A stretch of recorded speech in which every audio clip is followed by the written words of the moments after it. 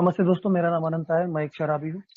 हाय अनंता भाई। ईश्वर की असीम कृपा है दोस्तों। आप भाइयों का साथ सहयोग है, फेलोशिप की मदद, परिवार की मदद है, स्पॉन्सर की मदद।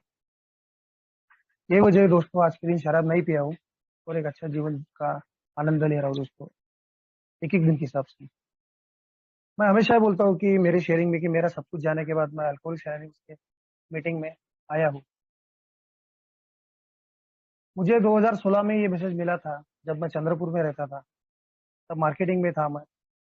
लेकिन मेरे जैसा जो इगोस्टिक बंदा है, जिसके पास सब कुछ था, मुझे लग रहा था कि मेरी शराब तो इतनी बड़ी नहीं है यार। मैं तो कभी कभार पी रहा हूँ, शाम को पी रहा हूँ, जॉब कर रहा हूँ। दिन में तो मैं शराब को छूता भी नहीं, क्योंकि मेरा जॉब ही ऐसा है प्रोफेशनल कि मुझे डॉक्टर के पास जाना पड़ता है। मतलब एक प्रोफेशनल लाइफ जी रहा था अच्छी तरह से, और कभी मुझे ऐसा पीछे मुड़कर देखने का कभी मौका भी नहीं मिला। और मुझे वही सोचता था कि नहीं, मेरा सब कुछ सही चल रहा है। लेकिन दोस्तों, जो बोलते हैं ना, जो इगोस्टिक पर्सनैलिटी, जो अहंकार होता है, अहंकार कब मेरे जीवन में उछाल मार दी, और कब मेरे साथ में ये सब घटनाएं घटने लगी, जिससे मैं पूरी तरह से हिल गया। इस तरह से हिल गया कि मेरा सब कुछ चले गया। उसके बाद में दोस्तों, धीरे धीरे धीरे धीरे ये मेरा जो सफर है बढ़ते गया। शराब के अधीन हो गया मैं, और मुझे कभी भी नहीं लगा कि मैं अभी शराब से दूर हो पाऊंगा। तो धीरे धीरे धीरे धीरे जब मैं अपने आप की बारे में सोचता गया, खाली मैं दोस्तों सोचता रहा। मैंने कभी भी अपने अंदर झांक कर नहीं देखा कि मेरे अंदर में एक्चुअली मैं इतना क्यों पी रहा हूँ, मैं शराबी क्यों बन रहा हूँ। बाकी सब लोग तो शराब पीते हैं, मेरे दोस्त तो आज भी शराब पी रहे हैं। लेकिन भगवान ने मेरे को ही ये सब सारे दुख दर्द क्यों दिए हैं, मुझे ही इतना रेस्टलेस, इरिटेबल और डिसकंटेंट क्यों बनाया। आज मैं दोस्तों कहीं तो भी इस मीटिंग में आता हूँ कि ये सब मेरी जो प्रक्रिया थी, मैं जो सोचता था और जो इल्यूजन में जाता था, जिस काल्पनिक दुनिया में भी जो मेरा बसेरा था, वो कहीं तो भी आज उससे निकलने की कोशिश कर रहा हूँ। तो मैंने कभी भी नहीं अपने बारे में सोचा कि मेरे से कुछ तो भी गलती हो रही। जब बचपन से लेकर आज तक मैं अपनी इन्वेंटरी लेता हूँ, तब समझ में आता कि बचपन में भी मैंने चोरियां की, बचपन में भी मैंने झूठ झाट बोला था। जब कॉलेज लाइफ में मैं किसी लड़की को पसंद करता था, अगर मेरा दोस्त अगर वो उस लड़की को देखता है, उससे बात करता है, या उससे उसके साथ टाइम स्पेंड करता है, तो मुझे एक उसके प्रति मन में खुन्नस होती थी। तो मैं खुद एक बेचैन हो जाता था कि यार उसने उससे क्या बात की होगी। मैं अपने अंदर ही अंदर टूटता चला गया। तब तो मैं शराब नहीं पीता था। ये कहीं तो भी दोस्तों, आज मैं जब अपने पास्ट में जाकर अपने खुद के बारे में जब इन्वेंटरी लेता हूँ, तब आज एक एक बात समझ में आ रही है कि मैं भावनात्मक रूप से पूरी तरह अस्थिर था। हमेशा मैं ख्याली पुलाव बनाते रहता था, और वो ख्याली पुलाव बनाते वक्त मुझमें जो रिजेंटमेंट रहती थी, जो डिसऑनेस्टी रहती थी, मैं मतलब अपनी भावना से मैं हमेशा चिपके रहता था। मैंने कभी भी ऐसा नहीं सोचा कि लेट गो आउट करना। ये तो अभी समझ में आ रहा है कि मीटिंग में आने के बाद, कि एक्चुअली मेरे साथ में ऐसा क्यों हो रहा था। शराब तो अपनी जगह पे थी, शराब ने कभी मुझे इनविटेशन नहीं दिया। लेकिन मेरी जो पर्सनैलिटी थी, मेरे अंदर में जो डिफेक्ट थे, उसको कहीं तो भी दोस्तों मैं देख नहीं पाया। अच्छा खासा मेरा मेडिकल स्टोर चल रहा था, 2-3 दुकान में नौकर थे, और भगवान की दया से सब कुछ मेरे पास में धीरे धीरे आते गया। लेकिन एक इगोस्टिक पर्सनैलिटी फिर से उभर उभर के आ गई। मैं सारी चीज भूल गया कि मैं बचपन में मैंने किस तरह से लाइफ जी थी, किस तरह से मैंने छोटे मोटे काम करके अपनी किताबें मैनेज की थी, अपने स्कूल का खर्चा मैनेज करने की कोशिश की थी। एक आइसक्रीम बेचना, पेपर बांटना, कपड़े की दुकान में काम करना, ये सारी चीजें जब मैं करता था, खुद के खर्चे के लिए करता था। लेकिन इतना कैसे क्या मैं एकदम से चेंज हो गया, जब मुझे चंद पैसे दिखने लग गए। अल्कोहलिज्म तो दोस्तों कॉलेज लाइफ में शुरू हो गया था दोस्तों के साथ में, और धीरे धीरे वो अल्कोहलिज्म कहीं तो भी डॉक्टर के साथ, कभी एमआर के साथ, अच्छे लोगों में पीना पीना, अच्छा ब्रांड पीना। एक टाइम होता था कभी कभार पीना होता था। लेकिन धीरे धीरे मैं इस तरह से डिपेंडेंसी मेरी बढ़ गई उस शराब के ऊपर में कि मैं समझ नहीं पा रहा था कि वो डॉक्टर तो अपनी जगह पे ठीक है, वो एमआर भी ठीक है, लेकिन मैं कैसे इतना बीमार हो रहा हूँ। मुझे तब तो दोस्तों ये बीमारी नहीं मालूम थी। और ये बीमारी दोस्तों जब यहाँ आने के बाद पता लगी कि इस बीमारी में मेरे घर के कोई सदस्य या कोई बाहरी व्यक्ति, किसी की भी इसमें सहानुभूति बिल्कुल नहीं रहती, और कोई इसमें दर्शाता भी नहीं कि ये बीमार है, शराब पी रहा। तो मतलब ये किसी को मालूम ही नहीं था ना बीमारी है करके। शायद मैं भी बीमार हूँ, बीमारी की वजह से मैं ये सब कर रहा था। इसकी जगह अगर मुझे कैंसर होता तो घर वाले बेटा बैठते थे, मेरे हालचाल पूछते थे, मुझे हॉस्पिटलाइज करते थे, बाकी ये सब चीजें करते थे। लेकिन इस बीमारी के बारे में आज भी अब हमारे समाज में अवेयरनेस नहीं। कहने का मतलब ये है कि आज भी जो समाज में इतने सारे लोग पीते हैं, पड़े रहते हैं, मैं देखता हूँ बहुत जनों को, किसी को जाके मिलता हूँ, बात करता हूँ, लेकिन उनका रिस्पॉन्ड नहीं आता दोस्तों। उनको लगता है कि मेरी ये मन मन के ऊपर सारा है। ये बात सही है दोस्तों, मेरी मन की बीमारी है। मेरे अंदर में मैं जो कुछ सोचता हूँ वो मैं करता हूँ। ये बढ़ती हुई बीमारी की वजह से मेरा परिवार दिन ब दिन मुझसे टूटता चला गया। और जो भी बात मेरी कहने की रहती थी घर में, मुझे कहने का मौका नहीं मिलता था, क्योंकि किसी का भरोसा मेरे ऊपर से उठ गया था। इतना पढ़ा लिखा होने के बावजूद भी मतलब एक कुत्ते की तरह पूरी तरह से जिंदगी गुजारने पे मजबूर हो गया। क्योंकि जिस जिस हालात से मैं निकला था, जिस हालात को मैं कैरी कर रहा था, उसके बाद में जब इगोस्टिक पर्सनैलिटी ऊपर आ गई, धीरे धीरे उसमें बढ़ता गया। दोस्तों की संगत लगी, दारू वाले दोस्त आ गए, ढाबे पे पार्टियां करना, इधर घूमना उधर घूमना, दुकान की तरफ ध्यान कम हो गया।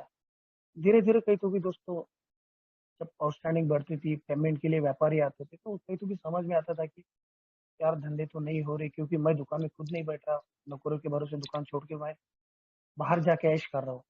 पार्टियों में जाना, ढाबे पे ये करना, बड़ी बड़ी बैनर लगाना, ये सब पॉलिटिक्स में मैं था तब, तो ये सब सारी चीजें कर रहा था। इसकी वजह से जब थोड़ी सी भी घर में किसी ने भी अनसुनी कुछ भी बात बोल दी, तो मेरा मन एकदम चिढ़ जाता था, एकदम डिसकंटेंट हो जाता था मैं कि साला मैं तो कमा रहा हूँ, घर में पैसे दे रहा हूँ, मेरे दोनों भाई को पैसे भेजता हूँ, उनकी पढ़ाई का खर्चा कर रहा हूँ, सब कुछ कर रहा हूँ, फिर भी मैं इतना सब कुछ करने के बाद में मुझे ये सुनना पड़ रहा है।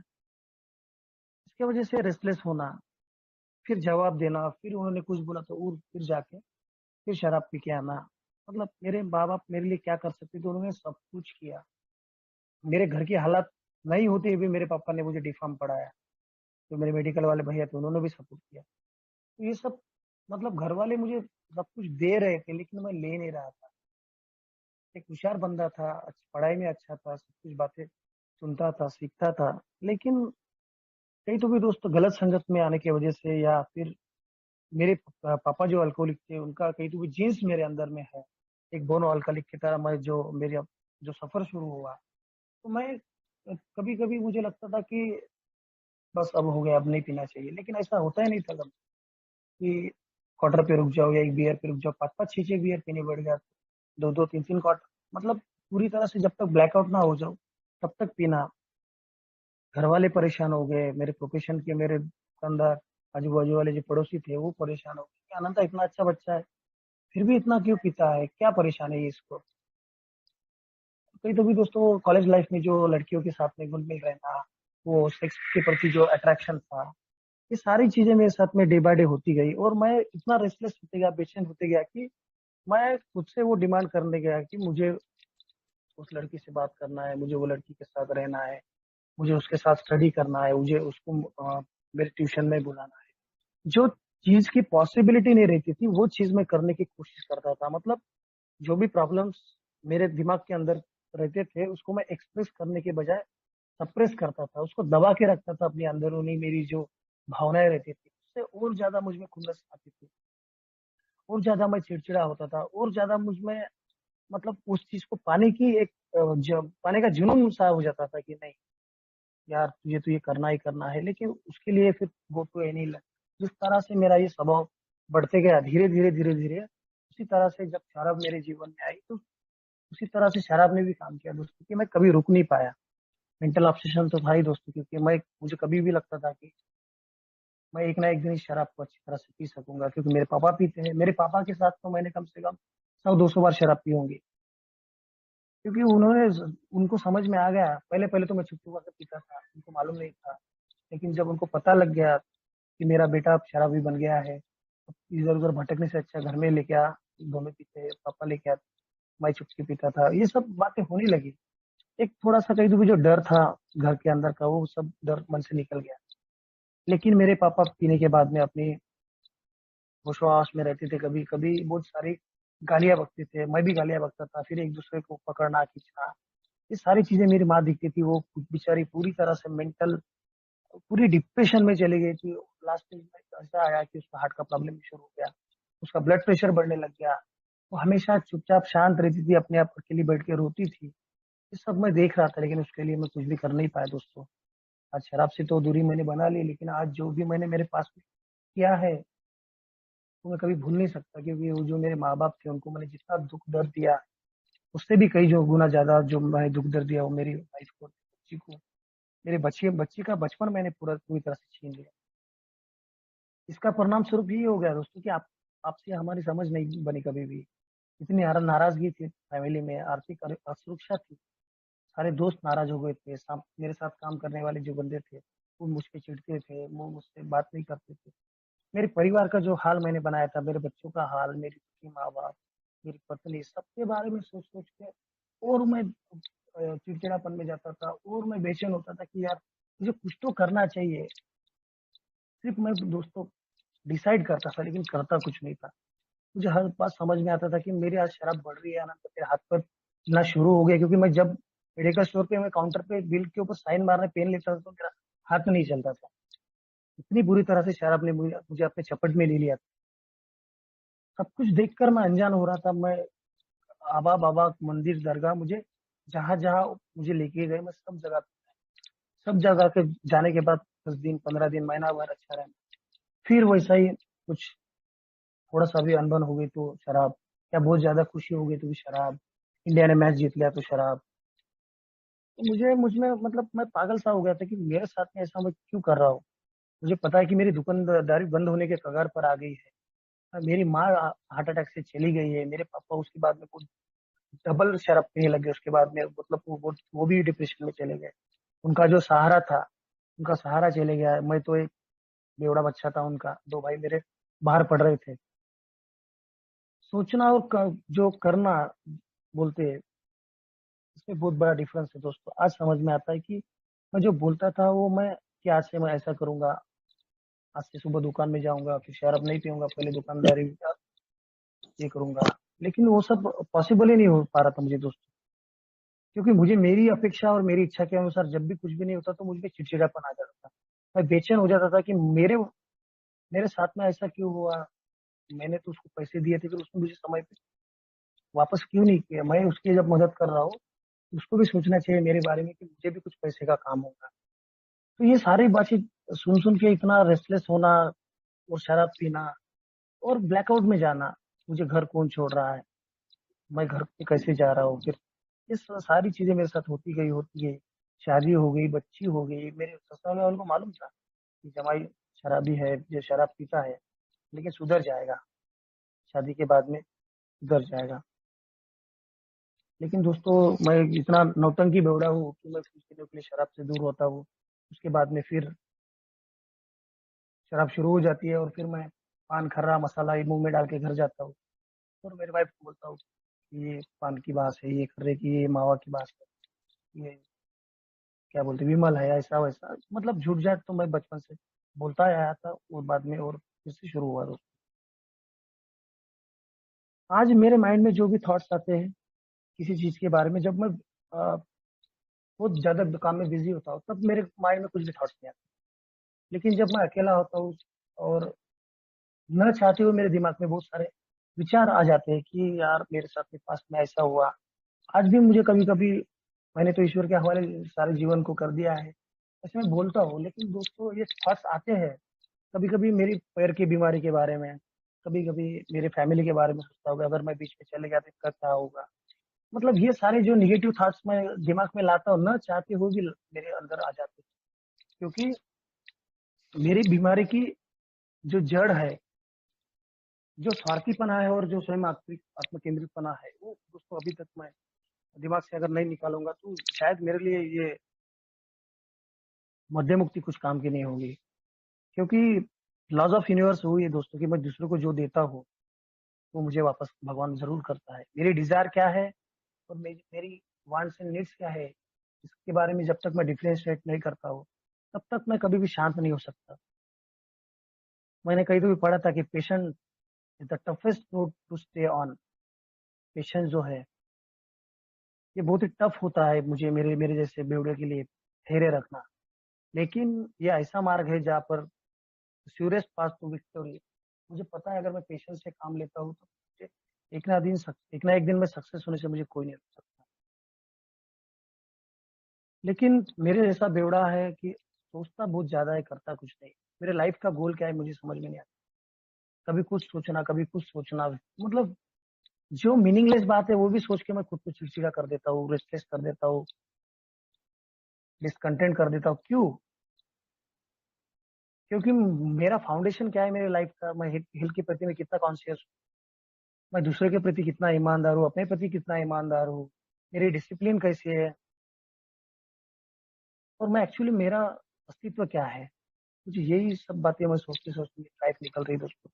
आज 42 ईयर्स के करीब हूँ। तो लाइफ में मेरी जर्नी में मुझे आज तक समझ में नहीं आया कि what is the purpose of my life. यहाँ आने के बाद समझ में आया कि जब तक मैं पूर्ण मानसिक परिवर्तन मुझ में नहीं करूंगा, अनुभव नहीं लूंगा वो मानसिक परिवर्तन का, प्रोफाउंड पर्सनैलिटी चेंज का, तब तक मैं इस बीमारी से कभी भी ठीक नहीं हो सकता। और ये तो लाइफ लॉन्ग बीमारी है। और मुझे बेशक मैं अपनी सारी ताकत लगा देता था कि मुझे अच्छा होना है, मुझे मैं सब कुछ कर सकता हूँ, लेकिन उसमें मैं सफल क्यों नहीं हो पाता। आज यहाँ आने के बाद समझता है कि कोई तो भी उच्च शक्ति है, जो हायर पावर है, जिसके ऊपर मैं विश्वास करके अपने आप को एक एक दिन के हिसाब से शराब से दूर रख सकता हूँ और एक अच्छा इंसान बन के जीवन की तरफ मैं आगे बढ़ सकता हूँ। क्योंकि इसके पहले सारे मानवीय जो शक्तियां थी मैंने जो लगाई थी, मेरे घर वालों ने जो मेरे लिए किया था, कुछ उसका कुछ भी असर मुझ पे नहीं हो रहा था दोस्तों। क्योंकि मेरी वाइफ भी मुझे जरा सा भी थोड़ा भी उल्टा सीधा बोल दी थी तो मुझ में वो सहन शक्ति नहीं है सहन करने की। It's beyond my limit.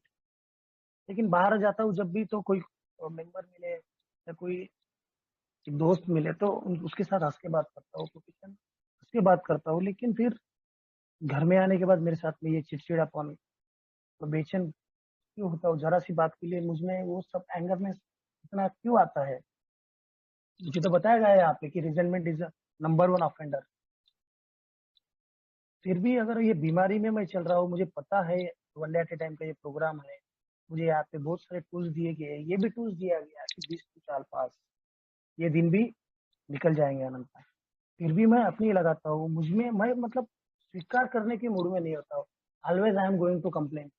मुझे हर बार उसके बारे में कंप्लेंट रहेंगी, इसके बारे में कंप्लेंट रहेंगी, उसके कैरेक्टर के बारे में बोलो कि उसके कोई फाइनेंशियल मैटर के वो बारे में, कि मतलब मैं अपना तो खुद का छुपा के रखता हूँ और दूसरे के बारे में बहुत ज्यादा जानने गहराई गहराई से जानने की जब मैं कोशिश करता हूँ तो इसका असर मेरे मेंटल हेल्थ पे बहुत ज्यादा पड़ता है।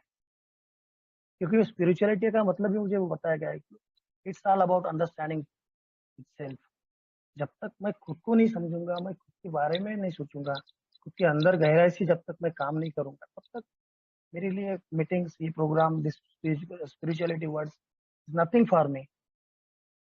क्योंकि मीटिंग में आने से अगर मुझे अच्छा मार्ग मिलता है, मुझे बोला गया है कि ओपन माइंडली सुनो, ओपन माइंडली शेयर करो, तो मैं फिर क्या करता हूँ। मीटिंग का पर्पज मेरे लिए क्या है, इस फेलोशिप का मतलब मेरे लिए क्या है। क्या हमेशा ही मैं ऐसे रहूंगा चिड़चिड़ा, बेचैन, असंतुष्ट, मतलब never going to be satisfied.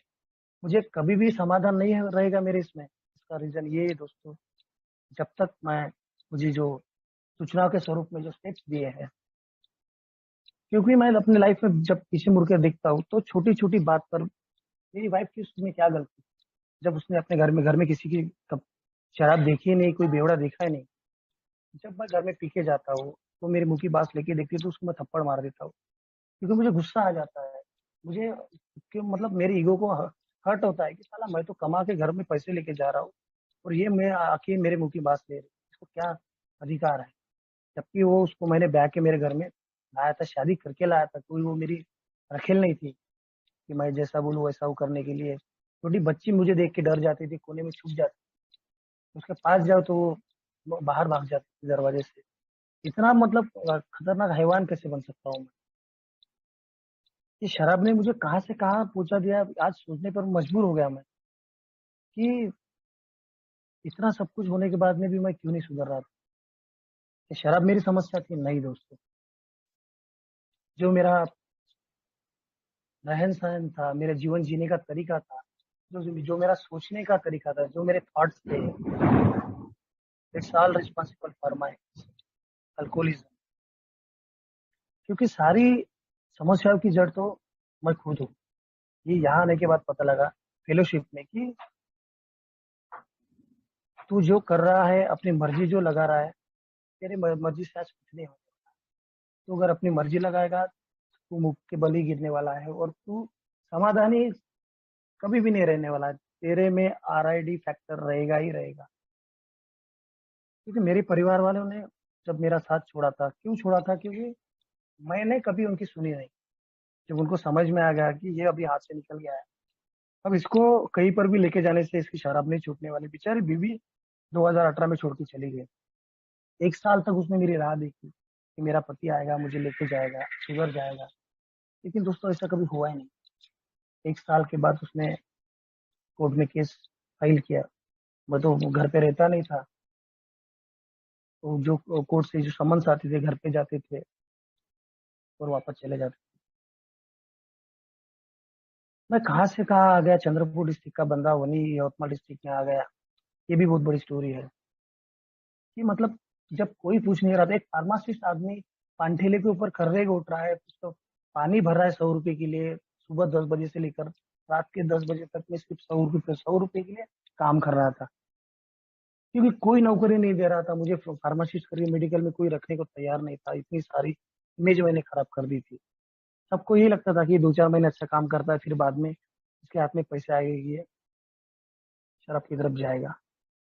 आज जब मैं लोवेस्ट लोवेस्ट ऑफ द मेरे लाइफ का जो मैं पार्ट देखता हूँ कि मैंने क्या क्या किया शराब के लिए, घर का सामान बेचने तक के, अनाज बेचने तक के, सब कुछ मैं कर रहा था। अगर मेरे पापा ने मुझे 2 बार पकड़ा था, मैं जब पलंग लेके जा रहा था भंगार की दुकान, तो क्या कर रहा है? बोले कहाँ लेके जा रहा? नहीं, बोला ये पलंग को वेल्डिंग मारना है, तो उसको दोस्त के साथ में लेके जा। मैं भी आता हूँ तेरे साथ। मैं बोला आने की जरूरत नहीं। मतलब थोड़ा भी किसी ने कुछ बोल दिया तो मतलब वो स्वीकार भाव नहीं था बिल्कुल, कि मेरे पापा मेरे अच्छे के लिए बोल रहे थे कि तू पलंग मत बेच, जिसपे तू सोता है कल कहाँ सोएगा।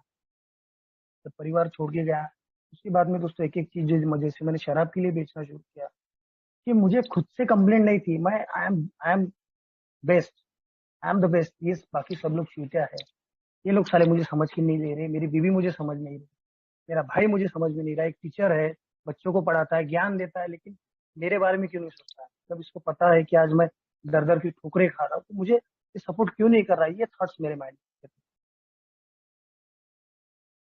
सब कुछ जानकर अनजान बन रहा था दोस्तों, सब कुछ मेरे हाथों से निकलता जा रहा था। इतनी फकीरी, इतनी कंगाली की हालत, इतनी गरीबी मैं देख रहा था। इसकी हालत इतनी खराब कर लिया था कि हॉस्पिटल जाने के पैसे भी नहीं होते, तो मुझे दवाइयाँ मालूम कि इससे इसको उसको भीख मांग के 10-20 रुपए की गोलियां खाता था। और भगवान की बहुत विशेष कृपा रही दोस्तों मेरे ऊपर में कि 40 साल में मुझे कभी आईवी नहीं लगा, कभी मैंने सलाइन नहीं लिया दवाखाने में भर्ती होकर। ये बहुत बड़ी भगवान की विशेष कृपा रही मेरे ऊपर में। और एक एक दिन जब मैं अपने बारे में सोचता सोचता दोस्तों, सिर्फ सोचने से मेरा सब कुछ मैंने बर्बाद कर लिया। जो चीज मैं हासिल नहीं करता था उसके पीछे पड़ना। जो वाइफ में मुझसे रूठ कर चली गई थी, उसको मनाने के लिए इसके उसके मोबाइल से फोन कर, उसने जरा सा भी थोड़ा भी एक आधा गलत वर्ड्स बोल दिया तो फिर उसमें खुद को सेल्फिटी में लेके जाना कि साला मैं तो इतना करता हूँ उनके लिए, इतना किया है। उसने कभी किसी के घर में दाल चावल मंगने नहीं गई, कभी नमक का पॉकेट नहीं मंगने गई। उसको तो मैंने सब कुछ दिया, लेकिन फिर भी वो मुझे छोड़ के गई। उसके घर वाले उसके कान भर रहे हैं, उसके उसके घर वालों ने उसके भड़का के रखा है। दोस्तों, सब कुछ जो मैं कर रहा था ये मुझे नहीं दिख रहा था, क्योंकि मेरा यही था कि जब भी मुझे बेचैनी होती थी तो तब मुझे शराब लगती।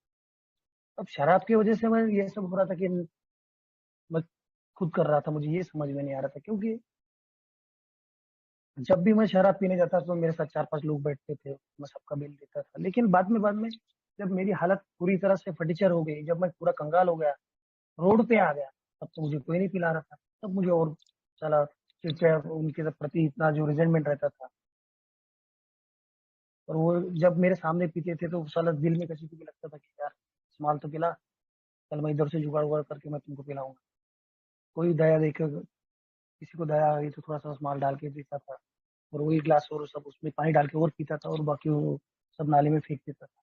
इस तरह से मेरी नौबत आ गई थी, फिर भी शराब को मैं ना नहीं बोल रहा था, क्योंकि जो मेरी डिफेक्टिव पर्सनैलिटी थी, जो डिफेक्टिव पर्सनैलिटी की वजह से जो मेरा बचपन से लेकर टिल द डेट, आज की डेट तक की जो मेरा स्वभाव बना हुआ था, उस स्वभाव को मैंने कभी चेंज करने की कोशिश ही नहीं की। कभी मैंने एक्सेप्ट ही नहीं किया कि ये सारा जो कराया धराया है सब ये तेरा है, क्योंकि मुझे अच्छा जीवन चाहिए नहीं था, मुझे जीने का तरीका ही नहीं आया। जो फ्रेंड्स मेरे साथ में जुड़ने लगे वो सारे बेवड़े, जो लोफर, जो भंगार वाले, ऐसे ही दोस्तों दोस्तों के साथ मेरी हमेशा दोस्ती बढ़ती गई। सारे अच्छे दोस्त, डॉक्टर दोस्त थे, टीचर थे, सबने भगा दिया, सबने लाइफ से मुझे डिलीट कर दिया। और यही एक फैक्टर मैं दिमाग में लेके आगे बढ़ता था कि साला मैं तो उसके ये काम में आया था। जब साला उसको 10,000 की जरूरत थी तो मैंने उसको 2 मिनट में एटीएम से निकाल के दिया था। आज मेरे ऊपर में ऐसा आ रहा था, वो क्यों आज मुझे सपोर्ट नहीं कर रहा। यही सोच के अपने आप में रेस्टलेस, इरिटेबल, डिसकंटेंट होना कि ये जो मैं कर रहा था, ये जो सारी जड़, ये जो मेरे पार्ट्स है, जो मुझे अपने परिवार से, मेरे समाज से, मेरे रिश्तेदारों से दूर लेके जा रहा था, इसके बारे में कभी नहीं। मुझे हमेशा लगता था कि मेरी वाह वाह होनी चाहिए, मैं बुरा भी करूँ तो मुझे लोगों ने एडजस्ट करना चाहिए, मुझे माफ करना चाहिए। अगर कोई ऐसा नहीं करता है तो मैं तुरंत अपने औकात पे आता था। फिर वही बेचैनी, वही चिड़चिड़ापन, और वही असंतुष्टि की भावना की नहीं, साला इसने मेरे साथ में ये किया, ठीक है इसको दिखाता हूँ। कुछ नहीं दिखाने का था मुझे दोस्तों, कुछ कर भी नहीं सकता था, खाली मौका मुजर था। आज इस फेलोशिप ने जो मुझे जीवन दान दिया है, इस फेलोशिप में आने के बाद में दोस्तों बहुत सारी चीजें समझ में आ रही है, बहुत कुछ चीजें आज रिलेट कर पा रहा हूँ इसमें। अपने भाइयों की शेयरिंग सुनता हूँ। मैं तो, मेरी औकात नहीं थी कभी कि मैं ऑनलाइन मीटिंग भी कभी कर सकूं। मेरे पास मोबाइल भी नहीं था जब मैं मेरे तालाब पे काम करता था, एक सिक्योरिटी का। तब मेरी औकात नहीं थी कि मैं एंड्रॉयड मोबाइल को ऑपरेट कर सकूं। लेकिन दोस्तों इस मीटिंग ने मेरा जीवन पूरा परिवर्तन कर दिया। फेलोशिप ने मेरे जीवन में जो चार चांद लगा दिए, कि मतलब मेरा आईना मुझे दिखाया कि मैं क्यों छोटी छोटी बातों पर चिड़चिड़ा हो जाता हूँ, मैं क्यों बेचैन रहता हूँ, why I am not satisfied with my self. क्योंकि मुझे तब समझ में नहीं आ रहा था कि मैं क्या कर रहा हूँ और मेरी पर्पस क्या है मेरी लाइफ का। तब बीबी छोड़ के गई थी, तब मुझे ऐसे लग रहा था कि आज तो मैं अकेला हूँ, मेरे घर वाले ने छोड़ दिया, मुझे गाँव से निकाल दिया। कई बार भी भटक भटक रहा हूँ, जहाँ रात होगी वहां रुक रहा हूँ, कहीं कभी पेड़ के नीचे, कभी बस स्टैंड पे, कभी कहीं पर भी। लेकिन जो मेरे जो डिजायर रहते थे, जो मेरी शराब की जो इच्छा रहती थी, वो कभी कम नहीं हुई। किसी ना किसी को कभी ना कभी झूठ झाट बोल के, टोपी डाल के, बरोबर मैं पैसे निकालता था और शराब पीता था। और इतनी शराब पीता था कि सारे के सारे पैसे खत्म हो जाए, या फिर मैं वापस जब तक गिर ना जाऊं। आज समझ में आता है कि जब छोटा बच्चा 1-2 साल का, जिसको बोलना नहीं आता, जब वो भूख के लिए रोता है, तो उसकी माँ समझ जाती है कि बच्चे को भूख लगी है, या उसको कुछ भी प्रॉब्लम हो। लेकिन मैं जब रोता था तो मेरी अनगिनत मेरी डिमांड्स रहती थी, मेरी जो वांट्स थी इतनी ज्यादा बढ़ गई थी कि मैं अपनी सारी जो नीडफुल चीजें भूल जाता। मुझे, मेरे लिए जरूरी क्या था, एक सर के ऊपर छत हो, खाने के लिए 2 वक्त वाला हो, और पहनने के लिए 2-4 जोड़ी कपड़े हो। लेकिन उससे भी ज्यादा जब मैं डिमांड करता हूँ कि मुझे मुझे अच्छी जीन्स पहने हैं, मुझे ये जूते में मुझे कंफर्टेबल लगता है आज। लेकिन देखो दोस्तों, फेलोशिप में आने के बाद क्या चमत्कार होता है कि आज जो भी, जिस भी परिस्थिति में, आज खुद को एक्सेप्ट करता हूँ। क्योंकि ये मुझे सिखाया इस फेलोशिप ने, तू जैसा भी है वैसा भी है, पहले खुद को एक्सेप्ट कर।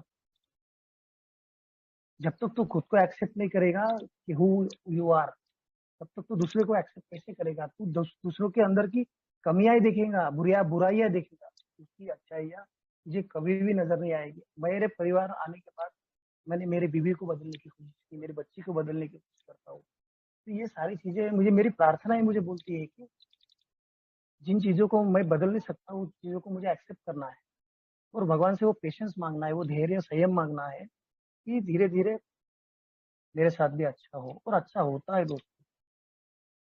जो अच्छा जीवन जीने का तरीका था सब भूल गया था मैं।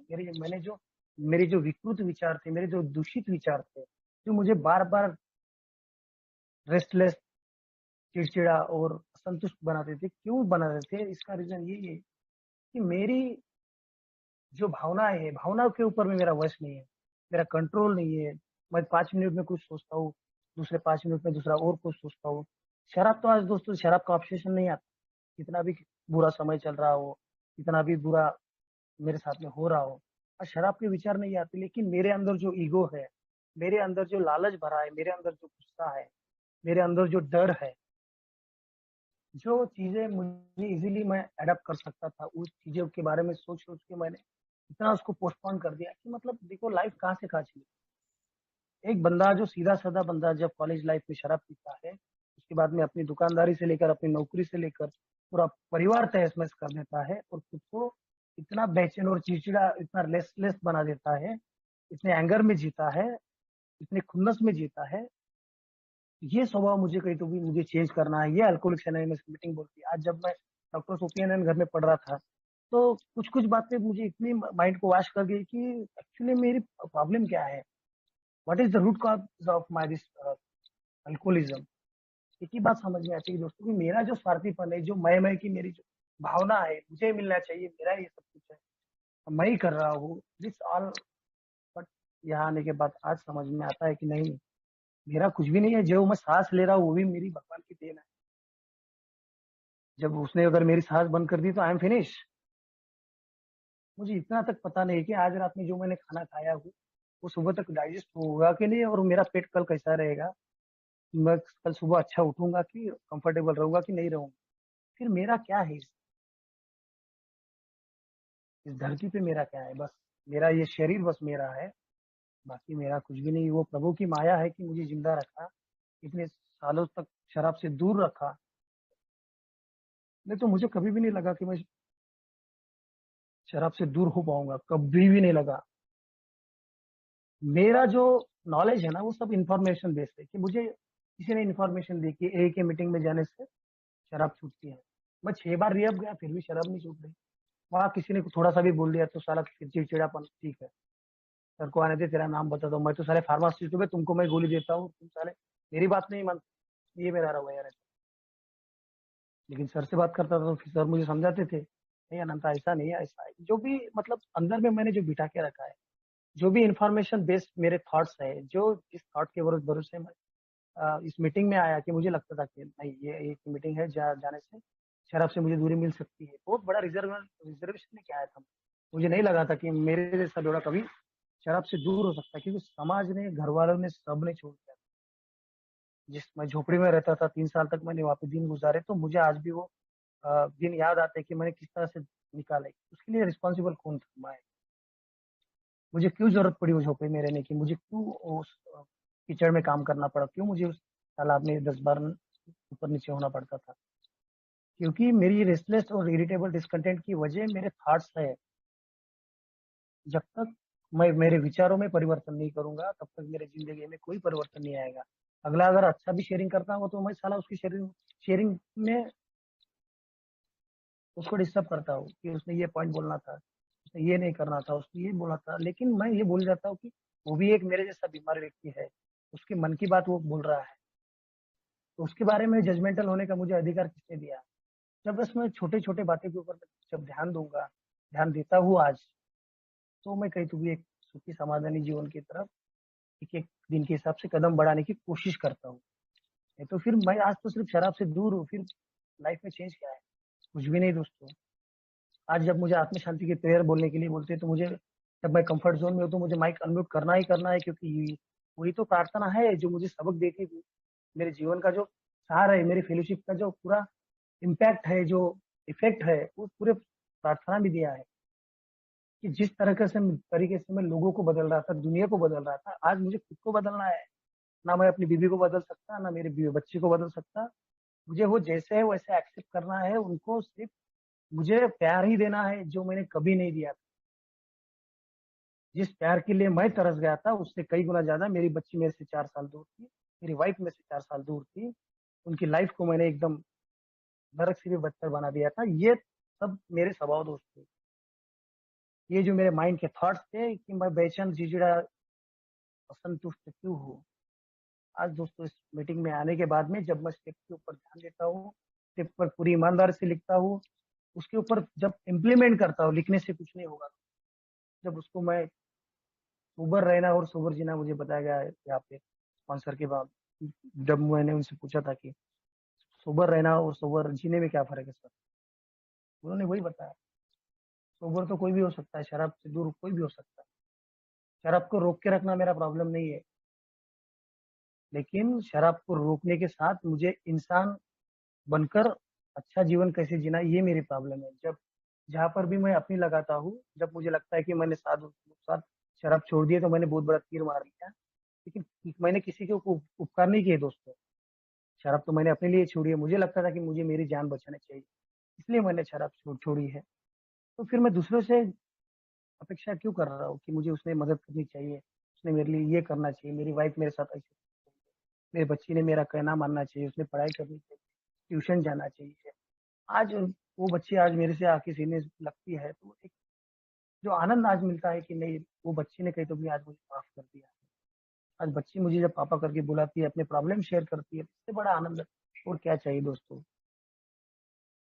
क्योंकि पैसे से अगर मैं ये सब कुछ खरीद सकता था तो तब तो मेरे पास ढेरों पैसे थे जब मेरा मेडिकल स्टोर था। तब तो मेरे घर में यही माहौल था, शांति रहती थी, बात बात पे खुन्नस रहती थी, बात बात पे झगड़े होते थे। नहीं दोस्तों, आज समझ में आता है कि पैसे से मैं घर की शांति, उनका प्यार, उनका विश्वास नहीं खरीद सकता। पैसे से मैं अच्छा एसी खरीद सकता हूँ, मैं ठंडी हवा में सो सकता हूँ। पैसे पैसे से मैं मटेरियलिस्टिक में अच्छी गाड़ी मेरे लिए खरीद सकता हूँ, जो जिसमें सब कुछ फैसिलिटी हो। ये सारी चीजें मैं पैसे से खरीद सकता हूँ। लेकिन ये स्पिरिचुअलिटी मेरे लिए क्या है? मैं क्यों बार बार बेचैन, चिड़चिड़ा और असंतुष्ट होता हूँ कि मुझे मेरे अंदर का स्पिरिट ही नहीं मालूम कि क्या मेरे अंदर स्पिरिट है, किस स्पिरिट की वजह से मैं आज जिंदा हूँ, और मुझे आगे बढ़ने के लिए क्या चीज चाहिए। क्योंकि जब तक मैं खुद के बारे में कभी सोचूंगा नहीं, खुद का सेल्फ रियलाइजेशन नहीं करूंगा कि अनंता ये तुझसे गलतियां हो रही है, आज भी हो रही है, तो फिर तेरा फेलोशिप में आने का क्या मकसद है? दिखाने के लिए आता है कि आई एम सोबर, घर में गोबर, बस हो गया। ये आज कहीं तो भी दोस्तों बहुत सारी चीजें जो है आज फेलोशिप में आने के बाद धीरे धीरे उसके ऊपर से जो जो पर्दे डाल के रखे थे मैंने, आज वो उठ रहे हैं। आज मेरी वाइफ कहीं तो भी जब मेरे पैर के ऊपर झिंग अपना सर रख के सोती है, मुझसे मतलब बच्चों की तरह बात करके मुझसे जब वो अपनी बातें शेयर करती है, तो आज कहीं तो भी दोस्तों आंखों में आंसू आते हैं कि यही वो बीवी थी जो कोर्ट में मैं इतने समझाने के बाद मुझे गाली गलौज करती थी और मेरे साथ नहीं रहना है करके 3 3 काउंसलिंग में इसने मुझे फेल कर दिया था। बीवी तो वही थी, लेकिन आज उसमें इतना कैसे क्या बदलाव हो गया है? क्योंकि बदलाव उसमें तो हो रहा है, लेकिन मुझ में भी मुझे बदलाव करने की सख्त जरूरत है आज। अगर मैं उनकी सारी विशेष आज नहीं पूरी कर सकता, मैं आज मेरी फाइनेंशियली उतनी कंडीशन नहीं है आज, फिर भी जो भी मैं कमा के घर में लाता हूँ उनको सुखी समाधानी रखने के लिए उतना काफी है कि नहीं ये भी मुझे नहीं पता। लेकिन मेरे साथ में आज वो जिस कंडीशन में आज रहते हैं, तो उन्होंने कभी भी मतलब कोई चीज के बारे में मेरी बच्ची मेरे से नहीं बोलती कि पापा मुझे ये चीज चाहिए। मैंने आज खुद मैं मार्केट गया था, बच्ची को बोला तेरे लिए कुछ कपड़े लाओ क्या, थोड़े से पैसे मेरे भाई ने भेज दिए थे मुझे, तो वाइफ को बोला तू कुछ अपने लिए ले। दोनों ने भी दोस्तों अपने लिए कुछ नहीं लिया, लेकिन मेरी वाइफ ने मेरे लिए एक टी शर्ट लिया। हम बोले रात को जब घूमने जाते हैं तो तुम ऐसे बनन पे अच्छा नहीं लगता, एक टी शर्ट ले लो आप। इतना सोचते हैं वो हमारे बारे में, लेकिन मेरे जैसा बंदा बात बात पे उनके चिढ़ना, बात बात पे वो नाराजगी करना, ये सब क्यों करता हूँ? ये शराब की वजह से नहीं हुआ दोस्तों। ये जो मेरी जो थिंकिंग है ना, ये बहुत घटिया सोच जिसको बोलते हैं, जो घटिया सोच थी मेरी, वो घटिया सोच की वजह से मैं इतना बुरा बनता हूँ। Drinking is not my problem. शराब तो बार के अंदर वाइन शॉप में बंद, बोतल में बंद है। मैं वो उसके पास जाता हूँ, वो मेरे पास में नहीं आती। लाइफ में आज एडजस्ट करना क्या है, क्या सीखना है, ये मुझे फेलोशिप सिखाती है। तेरे साथ तू इस प्रोग्राम में आया तो तेरी परिस्थिति बदलने के लिए नहीं आया, तू अपनी मनस्थिति को बदलने आया। जब तक तू अपनी मनस्थिति को नहीं बदलेगा, अपना ब्रेन वॉश नहीं करेगा, तो कोई भी फेलोशिप में टिक नहीं पाएगा, कोई भी ग्रुप में तू ठीक से रह नहीं पाएगा, किसी भी सभासद के साथ तेरा कभी भी नहीं जमेगा। यही तो एक मीटिंग की बहुत बड़ी दोस्तों मेरे ऊपर में काया है, जो माया मीटिंग ने मेरे, जो भगवान की माया है, जो मीटिंग ने मुझे दिया है। क्यों दिया है? क्योंकि मुझे वैसा सोचना है, मुझे करना है। Action is a magic word क्यों बोला है यहाँ पे आने के बाद? जब मुझे मीटिंग पता लग गई, मुझे अल्कोहलिज्म भी पता लग गया, मुझे वन डे एट टाइम भी पता लग गया, फिर भी मैं अच्छा क्यों नहीं रह सकता? मैं तो सारी मीटिंग करता हूँ, मैं बुक पढ़ता हूँ, 12/12 भी पढ़ता हूँ, एज बिल सीजेट वो भी पढ़ता हूँ, फिर भी मेरे जीवन में परिवर्तन क्यों नहीं आता? आज इसके ऊपर सोचने की मुझे बहुत जरूरत होगी। क्योंकि मेरी जो ये टंग है ना, जो इसको अपन जीभ बोलते हैं, इसको सिर्फ खाने का स्वाद मालूम है। जब मेरे सामने जलेबी पकौड़े गुलाब जामुन रखे जाते हैं, तो मैं बड़ी मुंह में पानी आ जाता है, और फटाफट फटाफट खाने की मैं कोशिश करता हूँ कि घर में कितने मेहमान है, कि मेरे सामने कौन है, तो सबको नहीं दिखता। ये भी एक बहुत बड़ा हमारा कैरेक्टर है, ग्लूटोनी जिसको बोलते हैं, पेटूपन। अगर मुझे उसमें किस बीच ने किसी टोक दिया, अरे घर में प्रोग्राम किया है, भी मत खा, बाद में खा, ऐसा फिर हो गया मैं वैसे ही। मतलब मेरी जड़ क्या है, जब मेरे हिसाब से कोई चीज नहीं होती है, तो मैं रेस्टलेस बन जाता हूँ, बिल्कुल डिसकंटेंट हो जाता हूँ।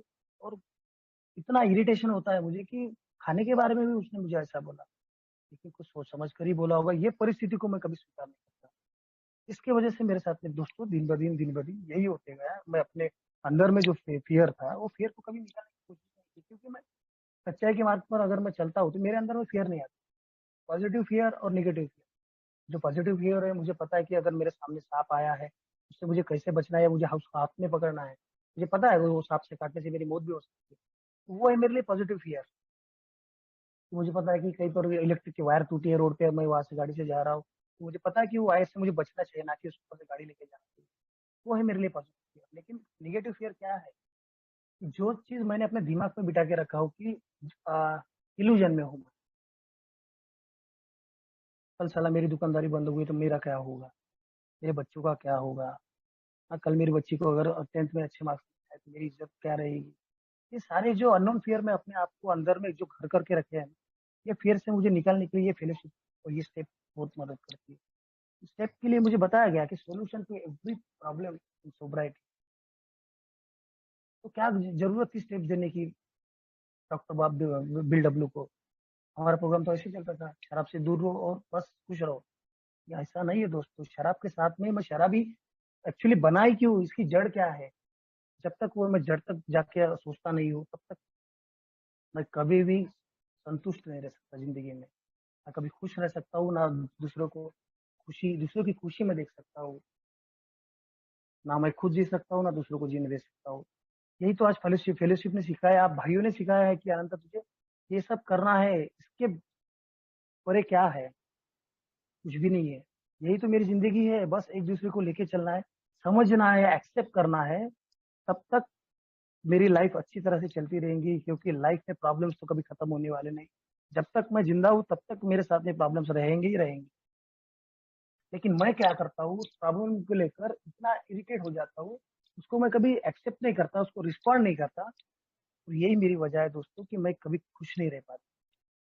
मुझे खुश रहने, लेकिन मुझे 11 स्टेप में बताया कि प्रार्थना और ध्यान के माध्यम से। कब मैं प्रार्थना करता हूँ? जब मुझे कोई समस्या आती है, तब तब मैं मेडिटेशन करता हूँ, कभी नहीं दोस्तों। इतना लालची इंसान है ना, जब किस कुछ पाने के लिए कुछ खोना पड़ता है, बोलते हैं ना दोस्तों। लेकिन मुझे बिना खोए सब कुछ चाहिए होता है। तो ये सब जो यूनिवर्स का जो लॉ है, जो क्या बोलते हैं उसको, निसर्ग का जो चमत्कार है, ये मेरे हिसाब से नहीं होने वाला है। भगवान भी मिरेकल्स करते हैं, मीटिंग्स में कितने सारे चमत्कार होते हैं, मेरे साथ भी हुआ कि मैं यहाँ आने के बाद क्या मेरी फैमिली वापस आ गई, जिस प्रोफेशन में था उस प्रोफेशन में वापस आ गया। ये सब होता है, लेकिन उसके लिए मुझे पूरी रिगरस ऑनेस्टी के साथ प्रोग्राम पे जब मैं चलूंगा, तभी मैं happy joyous and free life जी सकता हूँ। नहीं तो फिर मेरे साथ में हमेशा मैं वैसे ही रहूंगा, क्योंकि मेरी मुझे पता है ना, लाइफ इज इम्परफेक्ट। किसी के भी लाइफ दुनिया में परफेक्ट नहीं है, लेकिन मुझे मैं जो करता हूँ उसमें मुझे वो चीज परफेक्ट चाहिए। ये मेरा ईगो होता है कि मैंने ऐसा किया है तो वो होना ही चाहिए, इतने समय तक मेरे पास में मेरे काउंटर में इतने पैसे होने ही चाहिए। ये जो मैं फालतू की जो बातें अपने दिमाग में लाता हूँ ना, 24 घंटे में बोलते हैं कि 60 से 65 हजार विचार जो थॉट्स मेरे दिमाग में आते हैं, उसमें से मुझे नहीं लगता कि 10-20 हजार से ऊपर मेरे पॉजिटिव थॉट्स रहते होंगे। क्योंकि इतना जो अंदर में जो गंदगी भरी है, इस दिमाग में जो कचरा भरा है, जब तक मैं इस कचरे को साफ नहीं करता तब तक मेरे जीवन में कोई परिवर्तन का कोई मार्ग ही नहीं दोस्तों। मुझे पहले खुद के बारे में सोचना है कि मुझे परिवर्तन में मुझे क्या क्या परिवर्तन करना है। क्या मैं बीवी छोड़ जाने के बाद में इसके उसके वहां जाकर मुंह मारता था, मुझे आज भी वही धंधे करने हैं? क्या कभी किसी की फीलिंग के बारे में कभी मैंने जाना है? वो भी किसी की बेटी है, किसी की बहन है, किसी की माँ है, जो भी है। आज ये सारी चीजें दोस्तों मुझे फेलोशिप पे आने के बाद अब भाइयों ने बताया, स्पॉन्सर की मदद से समझ में आया है कि तू जब ये सारी चीजें तेरे साथ में घट चुकी है, तूने कर चुका है, तो फिर भी तुझे यही करना है आगे। नहीं, it's all about me, only about me, कि तू ही इस प्रोग्राम में चल सकता है। दूसरों किसी को तू चला नहीं सकता, तू किसी को सोबर नहीं कर सकता, तुझे खुद को सोबर होना है। जब तक मैं अपनी फियरलेस मोरल इन्वेंट्री नहीं लेता हूँ तब तक ये प्रोग्राम मेरे किसी काम का नहीं है। मैं शराब से तो दूर रहूंगा, लेकिन मेरे अंदर में जो रेस्टलेस है, जो चिड़चिड़ापन है, जो असंतुष्टि की भावना है, वो हमेशा मेरे मन मरते दम तक रहेगी, और वही भावना मुझे एक दिन शराब की तरफ लेके जाएगी। This is the fact of my life. लेकिन दोस्तों, बोलते हैं कि भगवान की कृपा जिसके ऊपर होती है उसको कभी भी कुछ पीछे मुड़ के देखने की जरूरत नहीं होती। आज जब मैं खुद के बारे में आज ऑब्जर्व करता हूँ कि मुझे समझ में आता है कि जो पास्ट था वो चले गया, फ्यूचर मेरे हाथ में नहीं है, आज प्रेजेंट में मुझे जीना है। आज अगर मैं अपना बेस बनाऊंगा तो कल फ्यूचर में मुझे उसकी उसका फल जरूर मिलेगा। क्योंकि जैसा मैं लोगों को देता हूँ वैसा ही मुझे लोग वापस करने वाले हैं। जो बीज मैं जमीन में बोता हूँ वैसा ही पेड़ वहां से उगने वाला है। तो फिर मैं इससे उससे अपेक्षा है, इससे उससे ढेर सारी जो मैं विशेष रखता हूँ, क्यों रखता हूँ? आज कहीं तो भी दोस्तों ये सोचने का मुझे अवसर इस मीटिंग ने दिया है, इस फेलोशिप ने दिया है, जो ट्वेल्थ टिपिंग का जो प्रोग्राम है, यहाँ पे 12 स्टेप के साथ में ट्रेडिशन भी दिए है, कॉन्सेप्ट भी दिए है। ये 36 पूरे कॉन्सेप्ट का जो प्रोग्राम है, यहाँ तो मुझे आने के बाद कोई साधु संत महात्मा नहीं बनना है, लेकिन मुझे अपनी लाइफ में जो मेरी अनमैनेजेबिलिटी है उसको कहीं तो भी मैनेज करके खुद को हैप्पी जैस फ्री लाइफ की तरफ मुझे एक एक दिन के हिसाब से आगे बढ़ना, ना कि दूसरे की खुशी देखकर जलना है, और दूसरे की कामयाबी मुझे टांग अड़ाना है। क्योंकि भगवान सबको अपने अपने तरीके से देता है, बस मुझे लेने की मुझ में वो चाहत होना, वो जुनून होना कि मैं कुछ कर सकता हूँ। नहीं तो दोस्तों, मेरी जो भावनाएं है तब भी अस्थिर थी, आज भी अस्थिर है, तो फिर खाली ख्याली पुलाव बनाने में कोई मजा नहीं आएगा दोस्तों। जो कुछ मुझे इस मीटिंग ने दिया है, इस फेलोशिप ने दिया है, वो प्रभु की, भगवान की जो कृपा रही है आज मेरे ऊपर, कि आज कहीं तो भी मैं जो कुछ कर पा रहा हूँ वो सब उसी के, वो ही मेरा डायरेक्टर है, ओनली आई एम एक्टर। वो मुझे डायरेक्ट कर रहा है कि अनंत तू ऐसा कर वैसा कर, फिर भी मैं कभी कभी अपने लगाता हूँ तो मैं फंस जाता हूँ। इसी मनी के चक्कर में मैंने बीच में बताया था कि मेरे लाखों रुपए चले गए, मुझे वो जरूरत नहीं थी, लेकिन लालच, मुझे साला कितने, देखो कितने बड़े बड़े सपने मैंने वो पैसे से ये किए थे कि मैं घर बनाऊंगा, प्लाट लूंगा, फिर ऐसा करूंगा, मेरे पास में भी सब कुछ होगा। लेकिन कब दोस्तों, जब वो 2 नंबर के पैसे किसी के नहीं होते, मेरे कैसे होंगे? भगवान ने मुझे एक बार बहुत बड़ी ठोकर मार लगा दी, तू अनंता सुधर जा, ये मार्ग तेरे लिए बनाए नहीं है, जिस मार्ग पे तू चलता आया है अभी तक के, जुआ खेलता था, मटका लगाता था, वुमनाइजिंग करता था, क्या नहीं किया लाइफ में। सब कुछ करने के बाद में अगर मुझे सब कुछ हरियाली दिख रही, लेकिन हरियाली में भी कहीं ना कहीं तो दोस्त कीचड़ होता है। अगर मैं दलदल में अगर फंस जाऊंगा तो फिर वहां से निकलना मेरे लिए बहुत मुश्किल होगा। आज यहाँ आने के बाद में जो मुझे हायर पावर का जो कॉन्सेप्ट बताया है, हायर पावर कहाँ है, भगवान कहाँ है, मुझे नहीं पता।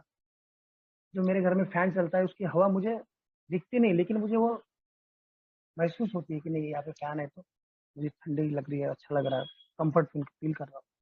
तो यही दोस्तों आज इस मीटिंग ने बताया है कि तुझे जब तक तो तू अपने आप को पूर्ण प्रोफाउंड पर्सनैलिटी चेंज जिसको बोलते हैं, जब तक कि तू अपने अंदर की गंदगी को साफ नहीं करेगा, जब तक कि तू अपने आप को नहीं झकेगा, जब तक तू अपने ऊपर काम नहीं करेगा, जब तक तू दूसरे के ऊपर की उंगलियां दिखाना बंद नहीं करेगा, तब तक तू कभी भी संतुष्ट नहीं जी पाएगा, हैप्पी जॉयस फ्री लाइफ नहीं जी पाएगा। तू हमेशा ही रेस्टलेस, इरिटेबल और डिसकंटेंट ही जिएगा, क्योंकि तूने कभी भी वो परिवर्तन लाने की सोचा ही नहीं। सोचता है तो बस 10-5 मिनट के लिए एक मोटिवेट हो जाना, फिर वैसे के वैसे कर।